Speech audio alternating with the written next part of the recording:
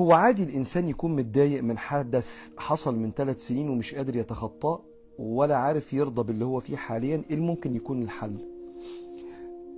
حسب الحدث ده. ما في أحداث ضخمة في حياة البني آدم، لكن 3 سنين مدة طويلة عموما على أي حدث. ولعل البني آدم بيفكر بيلف في نفس طريقة التفكير في الحدث ده على إنه خسارة أو غدر أو وجع أو شيء مش كويس حصل له. لازم يحصل كسر لدواير التفكير اللي مخلياني مسجون جوه الدايرة وجوه الحدث ده، وتساءل ما هو قدر الله وما هي الخيرات التي أراد الله أن تحدث لما الحدث ده حصل. ما هي النعمة؟ لأن الله سبحانه وتعالى ما فيش حدث بيحصل ربنا بيوقف فيه صفاته. يعني ما فيش حدث إلا وفيه رحمة ربنا، ما فيش حدث إلا وفيه حكمة ربنا. ربنا مش بيفقد صفة في حدث فيحصل حاجة فيبقاش فيه حكمة كأن ربنا فقد صفة، لا.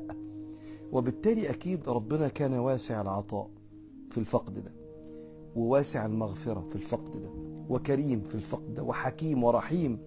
محتاجين ندور على ده.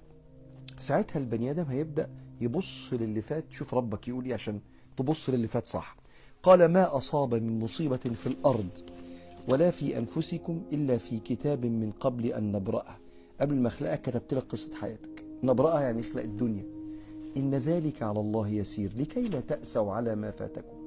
احزن على قد الموضوع، لكن تعيش في الأسى والحزن يطول ويبقى عمقه أزيد من طبيعة اللي حصل، ما تعملش كده. لكي لا تأسوا، اللي كتب ده ربنا، على ما فاتكم، ولا تفرحوا بما آتاكم، ولا تتكبر بالنعمة اللي جايه لك.